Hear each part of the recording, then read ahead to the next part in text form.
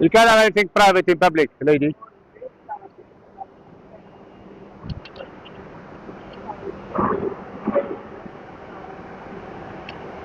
Hey, look at that girl. Who told you I was an auditor, man? I did, yes. Who told you that? Oh, I recognise your voice from your channel. Oh, come on, you was in your car, man. Auditing Britain, isn't it? Yeah. How are you today, sir? Oh, good, thank you. Good, good. How are you? I'm not too bad. Yeah. How's your day been so far? So far, so good. Just arrived to London. Just came out of the train station and I see you guys, so I thought we'd come and investigate. She was telling me I was doing something private, so. Yeah. Oh, yes, because she's on her laptop. She's just been concerned that because obviously sensitive information. She probably was just making sure that she didn't have any of that on your camera. Yeah, but she needs to know in public, you know, there's nothing private. Yeah. Oh, the car is unlocked. Oh, look at that. I have to say so, I'm disappointed.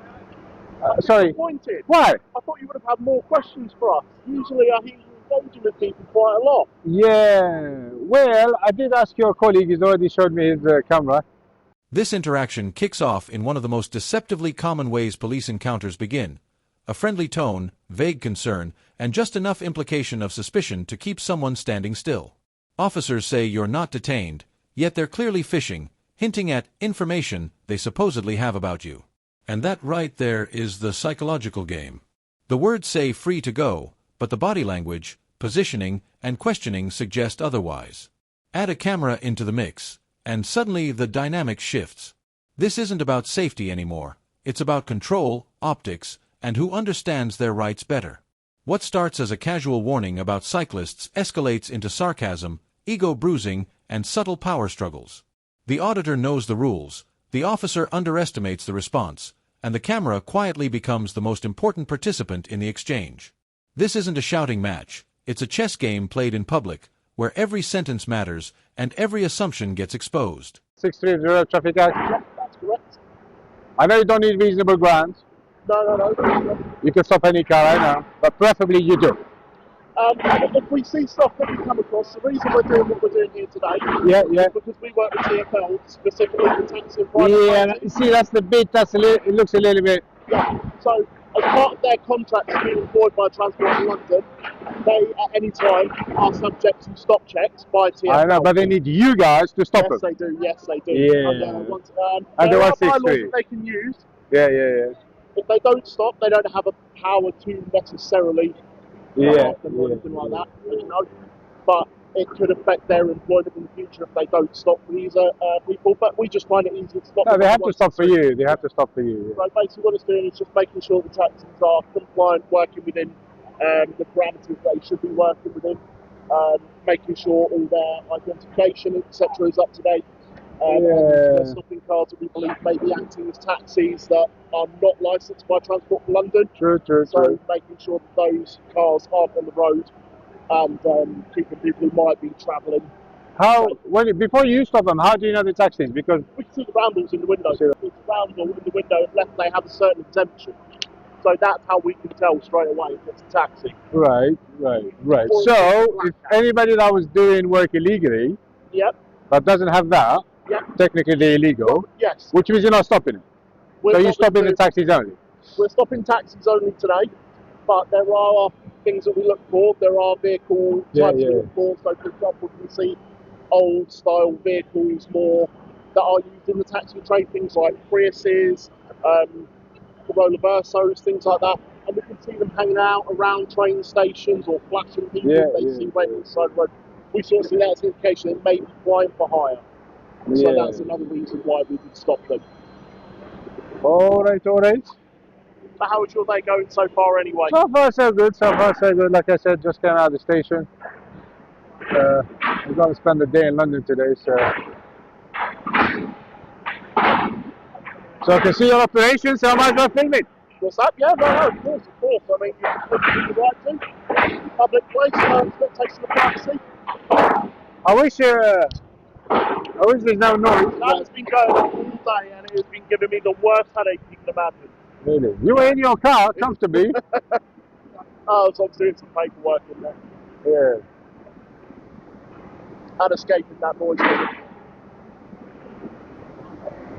anyway, I'll let you continue filming. No worries, nice to meet you. Thank you. What station are you from? Islington Police Station. Islington. Islington. Islington, sorry, yeah. Oh, I spent the night in there. Did you? Was it Islington? How did you find the custody? This moment right here shows how quickly a friendly chat collapses once authority gets mocked instead of respected. The "Are you my daddy?" line isn't just sarcasm, it's a direct challenge to the unspoken hierarchy the officer expects. Notice how the officer immediately disengages once the exchange stops going his way. That's not de-escalation, that's frustration. He entered this conversation assuming compliance and left it feeling exposed. Meanwhile, the auditor doesn't raise his voice, doesn't threaten, and doesn't move. He simply refuses to play along. And that refusal is what triggers the awkward laughter, the backtracking, and the sudden "have a good day." This is a classic example of how authority based on assumption collapses the second someone refuses to validate it. The camera doesn't need drama, the discomfort does all the work. But here for his private building. That's why. Private, yeah? Yeah. And who is he? He works. What's over there? You can't take pictures, brother. No, that's the couple, man. No, but you can't take a picture. You're right. You can't take pictures inside the building. Ah, sorry? You can't take pictures, bro. You can't take this the building, you can't take pictures. Why not? Huh? Business against the law. You take pictures outside the building, you can't take pictures inside the building. Against the law, do you think? Yeah. Which law is that? Privacy law. Sorry, who? Being filmed. Privacy, what? What did he say? It's private, I don't know what you said, but the law will say you can't take pictures. He's putting his phone on his bottom. Why is that?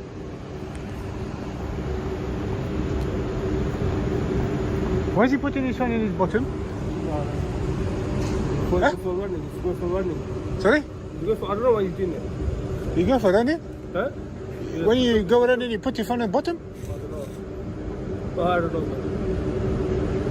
So anyways, why can't I not take picture? Well, what I'm saying to you, the private building, that's where you can't take the picture. It's private. Yeah.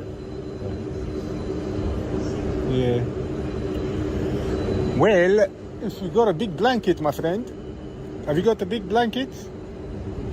Like a big blanket. Right. Basically, what you need to do, you need to buy like multiple blankets and sew them up all together and then cover the building. And then nobody will take picture of it. Nobody. You get it? But until then, until then we will take the pictures. All right? Nice to meet you anyway. You're a lovely guy. Now the conversation pivots from attitude to technology, and this is where things get interesting. The officer proudly explains a specialist camera designed to detect number plates that evade standard enforcement tools. On the surface, it sounds routine, just another piece of kit. But listen closely to what's being admitted here. Entire enforcement decisions hinge on equipment the public never sees and cannot independently verify. The auditor doesn't accuse, doesn't interrupt. He lets the explanation unravel itself. If a plate looks legal to the naked eye but illegal through a police-only lens, where does reasonable suspicion actually begin? This isn't paranoia, it's transparency. The calm tone is intentional. The officer talks, the camera records, and suddenly enforcement stops sounding neutral and starts sounding selective. This is how power gets questioned without confrontation. How do people that work here? Oh. What do you want? Just I want to look around. I can see lots of paintings. Can I go in? No? Only TFL officers. All right. Hey bro, what if I give you a tenner? What if I give you a tenner? What if I give you a tenner? What if I give you a tenner? Sorry? I said, what if I give you a tenner? Tenner? Yeah. What tenner? 10 quid.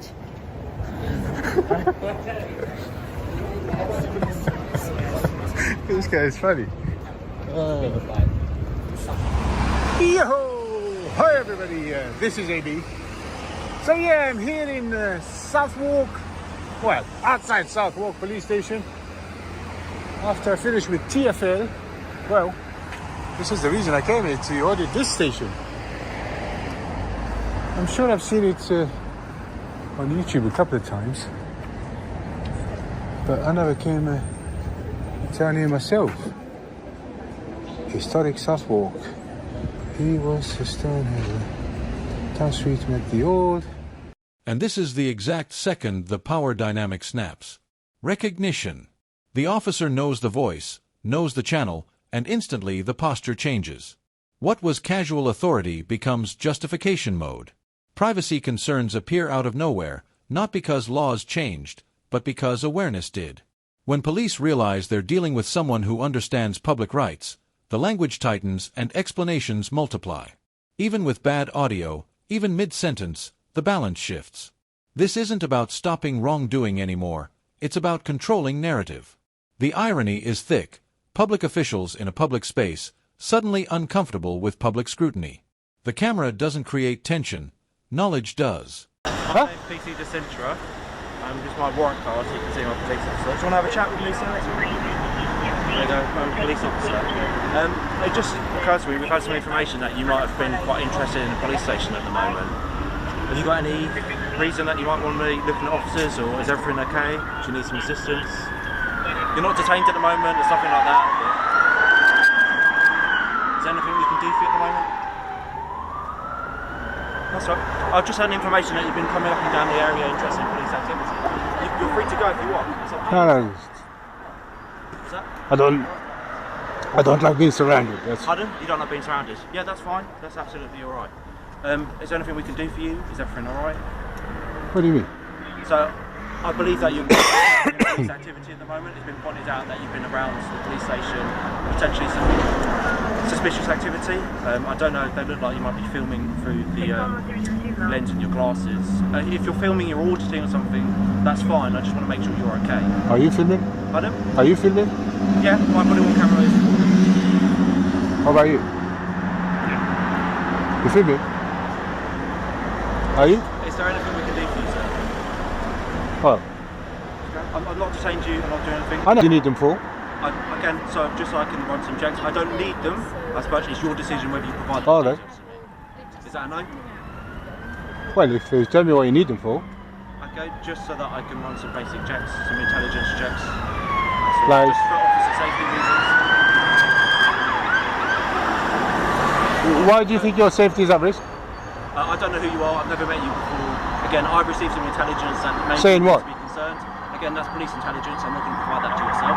Well, you need to tell me if you want something off I me. don't need to tell you. I'm not requiring all those details of you. What's with the blue zero? Well, they're probably going to relevant police. I know. I can't tell you. Okay, are you okay though? Are you safe and well? Uh,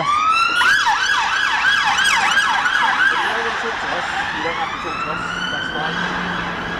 If you're busy, okay. But is there anything we can do for you? no. Okay, you're safe and well, you're good? I'm good, yeah. Okay, brilliant. Okay, well, stay safe, look after yourselves. Sure. Just be aware, if you're coming up and around the police station, there may be people coming and going, so just watch out for that. Right? Like who?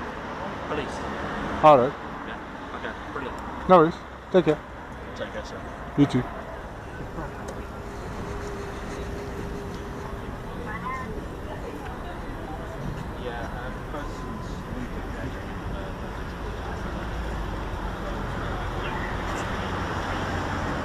Here we get a textbook example of how lawful power can still feel deeply unsettling. Section 163 allows officers to stop any vehicle without reasonable suspicion, and everyone here agrees on that. But legality doesn't equal neutrality. Taxi drivers, bound by TfL contracts, don't just face police authority, their livelihoods hang in the balance. Refuse a stop, and employment consequences follow. The auditor doesn't argue the law, he highlights the pressure. When compliance isn't optional, consent becomes meaningless. This is the quiet weight of administrative enforcement, polite, procedural, and devastating if mishandled. No raised voices. No arrests. Just constant exposure to authority with no room to decline. That might be privileged information. It might not be necessary for you to know that information. Oh, I thought it was about me. But there's other stuff going on in the radio, isn't there? Yeah, I know. Yeah, I still want to hear it. Okay, I know you might want to hear it. Yeah. It might not be for you to hear, if that makes sense, yeah? There's a lot of privileged information that comes through that. It might be personal details. Yeah. You don't need to know. Well, whatever comes out, the volume that comes out, I cannot filter what I can hear, what I cannot hear. You're explicitly coming closer to Oh, yeah. Of course I am. Especially when I think it's about me. Wouldn't you do the same? no, I'd probably respect people's boundaries and distances and personal information. Well, I just looked at your police station. You came out all the way there because it's about you, your police, right? You came all the way there to ask me questions. Now, something is about me. It's not necessarily about you, everything that comes out on the radio. Well, I think it was Not about me. everything is about you. Really? Really. You're being sarcastic with me now? No, that was quite honest. You're getting a little bit, how do you say, aggravated now. Aggravated. Yeah, you look a bit aggravated. You were polite earlier, but... Hey, my friend, did you go to Turkey? You did? No, Is that an implant? never been to Turkey. Where did you get your implant from? I need one. I suggest you Google. Are you an ex-baldy? Huh? Are you an ex-baldy? That's quite... I never called anybody that before. What do you